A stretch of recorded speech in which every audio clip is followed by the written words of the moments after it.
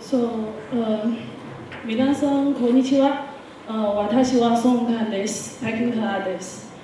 すみませんが、今日の発表は英語で行います。Hello everyone, my English. Okay, so the people give me process from Japan, right? My English name is Sunny. I come from Beijing, China. I'm openSUSE member and a SUSE employee, so I will deliver my presentation in English, so sorry for any inconvenience. Before I start my topic, I would ask your help. There are two questions. The first one is, who have been graduated from school or university? Please raise up your hand. This university. No, any school or university. If you have graduated, please raise your hand. Thank you. Who are still students and study in the school and the university? Please raise your hand. Max, don't be cheeky. Nobody? Okay, I asked these two questions because it helped me know if my English with Chinese accent is easy to understand for you. My topic for today is open source is an option of life. So I would start my topic with 5 W's. The first one is, what is the meaning of life? And second one is, what is your answer to define the meaning of life? Next one is, what blocks us from contributing open source? And the fourth one is, what we can contribute to open source? And the last one is, where we should start. It seems these 5 questions don't have a relation to each other. However, I would expect you take these 5 questions, go through my slides, and finally find your own answers at the end of my presentation. If we talk about the meaning of life, actually that's a very complex question and it's huge and wide. So I would start it from a set of photos from Story Peak. This set of photos are very famous in the internet and have been forwarded by people for many times. That describe the process. We come to this world and we get good educated and study hard. Then we get a good job. We get married and we have our own family. So later, the life settled down, and probably we have our kids. We take the stress and responsibility of the family. And by the time our kids grow up and we start getting old, maybe the kids leave us for higher study or work, and we are alone. So if we stop here, you may ask if any single one of us has to follow this pattern of splitting to oblivion. So what's the meaning of life? Actually, in the internet, the second part of the set of photos shows their answer. However, I would give you a couple minutes to think about your answer. I particularly pick up 3 photos from that set of the photos because these 3 photos close to our age. That is, why do we study hard and get education? That is because if we study hard and have a very good result at school, we can get a good work, right? If we had good work, we can get good salary. Then we can set up our own family and settle down. So if everything runs like this, what do we pursue to next? When you think about your answer, I will share my story with you. So in 2012, I was sponsored by GNOME and Suse to attend GRADEC in Spain. In this conference, there were three things impressed me most. The first one is the local organizer team picked up some photos from the conference and composed a video. They played video at the very beginning of the conference to review the whole process of the conference. And my photo was shown in the video with a very big photo. At that moment, I thought, why my photo was there?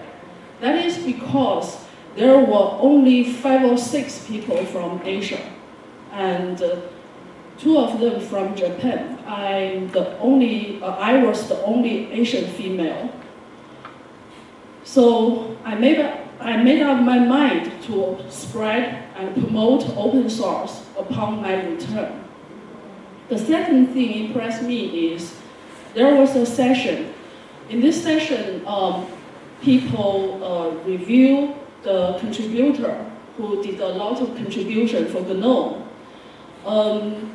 Whatever these people attend the meeting or not, their name were mentioned by the people and their contribution were appreciated by the people always.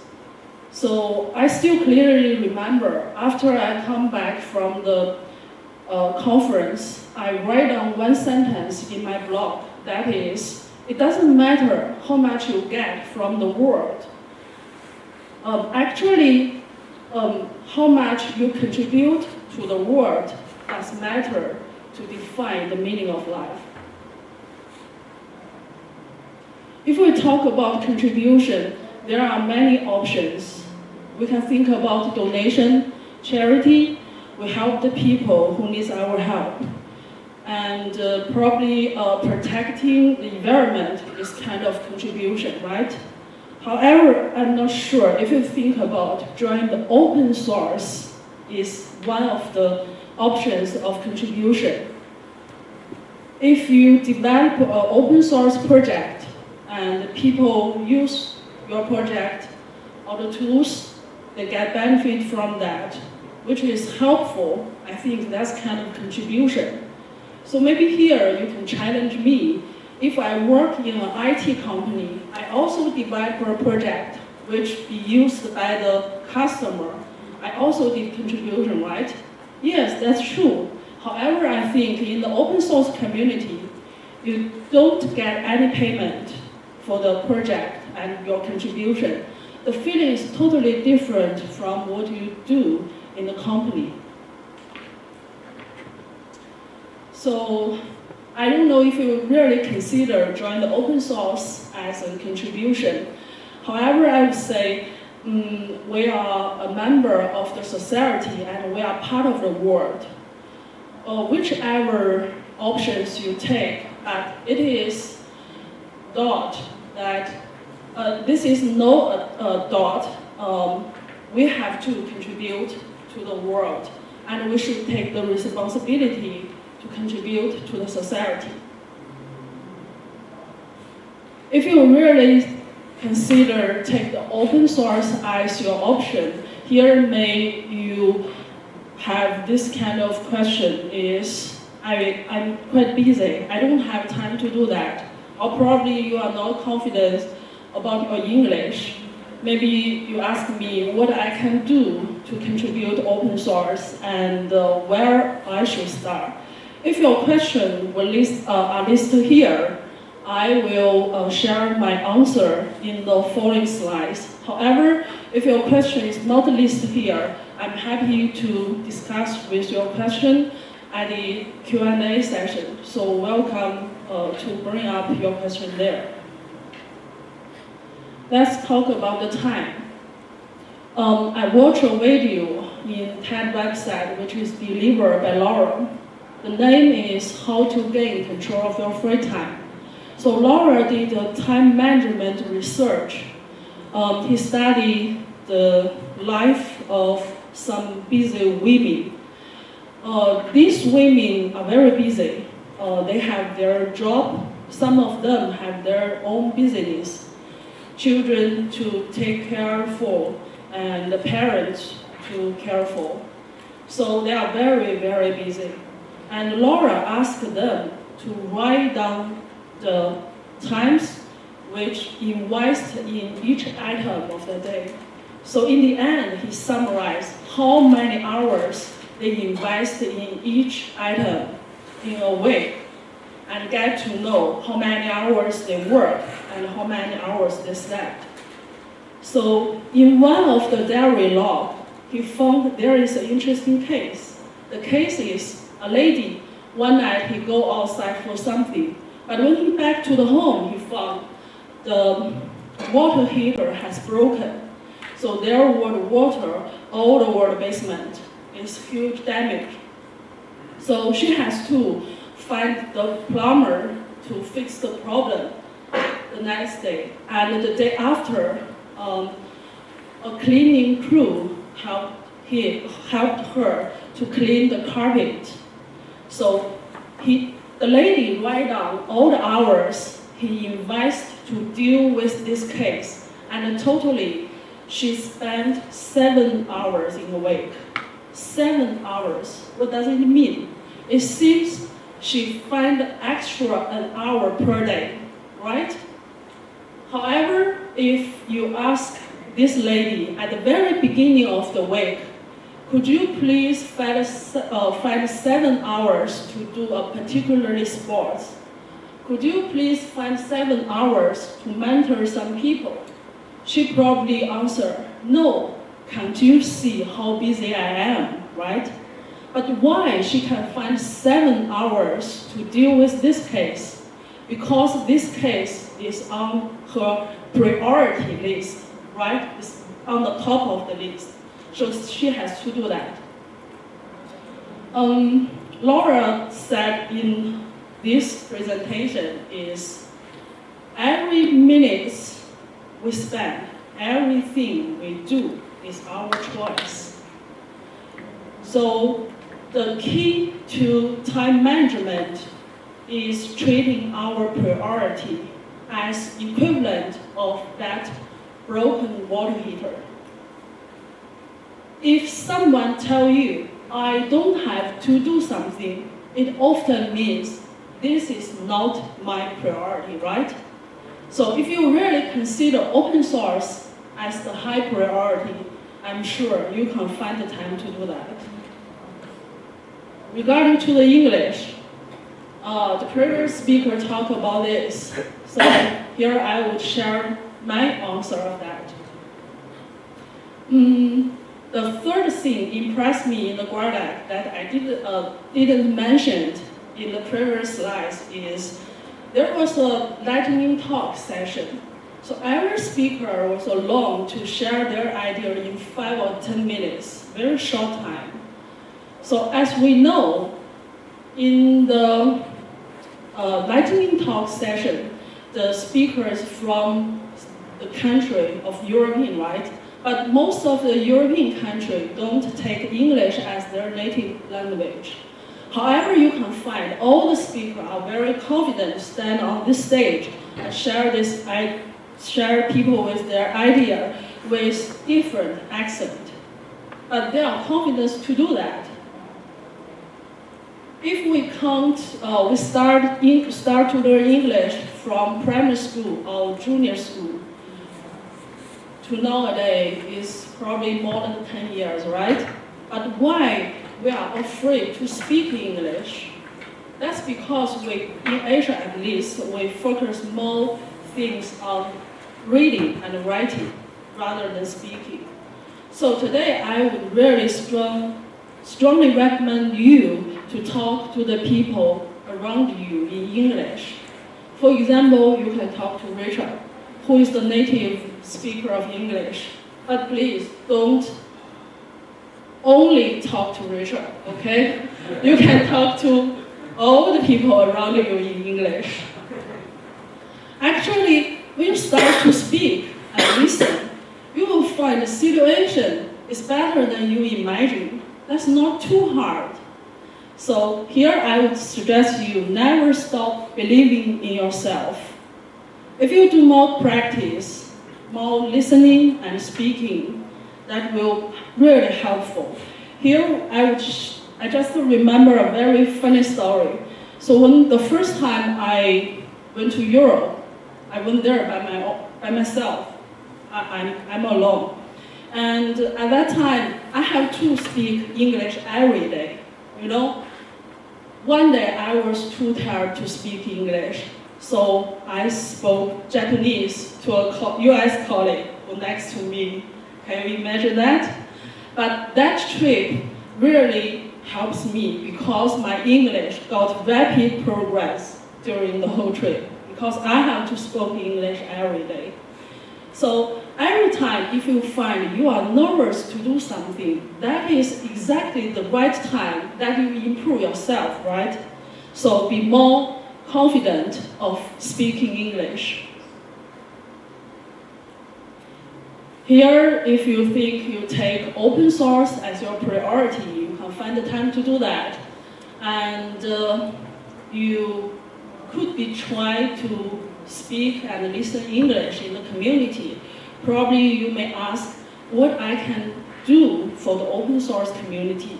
If you are majoring in IT relevant subject, probably you can commit code and fall back. However, if you are not, you may think about the other options. For example, documentation, translation, marketing, and finance. Because from my point of view, an open source community has a similarity with an IT company. There are many different kinds of jobs that you can do, not only coding, right? I would give you more example here. If you're good at design, probably you can try artwork. If you are good at communication and willing to host some event and organize some activities, probably you can try the campus ambassador or local coordinator. If you are good at English, I think translation is perfect fit for you. So next one is where we can start. Actually, this is the last question in my slides. Firstly, I strongly recommend everyone to visit the website of open source project or the community, because this is a good entrance for the people to get to know what the project or the community looks like. After you go through the website, you can decide if you really want to join this community or the project. So the next step is be a member of the community. Because I'm openSUSE member, so here I list the link. If you want to know more details about how to be a member of openSUSE member, please refer to this link. There are some online interaction way. The first one is IRC. In the open source community, the people take IRC as the instance communication channel. People can immediately talk with each other and share experience there. Another way is the mailing list, because in open source community, people are from different time zone and location. So sometimes we track the topic through the mailing list. The next one is in the open source community, besides the online interaction, we have the offline activities. For example, openSUSE release party 42.2. Last year, we hosted this event in Chongqing, China. This morning, I heard from Takayama-san that in Japan, we also have a mini summit or release party in Japan. So probably you think to join this kind of activities in the future. Actually today, openSUSE.Asia Summit is also a good opportunity to meet the member of openSUSE community and the other open source community and talk to the members face to face.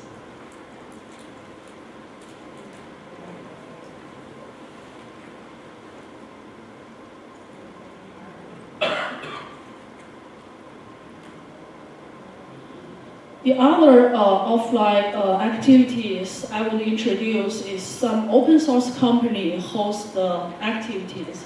because I'm SUSE employee, so here I give you another example is Hack Week. What is Hack Week? Hack Week is the week that SUSE engineers don't have to do their daily job. They can hack the project that they want to do, but they don't have time to do in the past. So they take this week to hack some cool project or interesting project. Normally we have 1 or 2 times Hack Week in a year, and this year Hack Week will happen from November 10th to 16th. You can go through the project in Hack Week website and join one of them, hack the project with the other people together. On the other side, you can also set up your project. If people are interested in your project, they may join you. So that's also a good chance for everyone to contribute to the open source and set up the connection with the open source. So the last one is be an intern or an employee of open source community, open source company. 2 weeks ago, I visited Taiwan for a holiday with my family, and I got to know a girl who is an intern in the hotel. I got to know from her that in Taiwan, students were asked by university to do the internship in the company for a year. So in this year, the students don't have to go back to school, they just stay in the company and do their internship. So the girl told me he thinks this year is very important, appreciated for her, because there are 2 reasons. The first one is she can practice what she learned from school in the real life. The second one is she can get to know if she really interested in this job and would take it as her future career.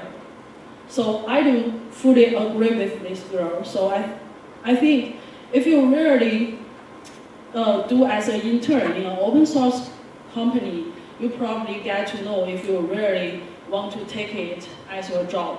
After all, after we graduate from school, we have many years to work, right?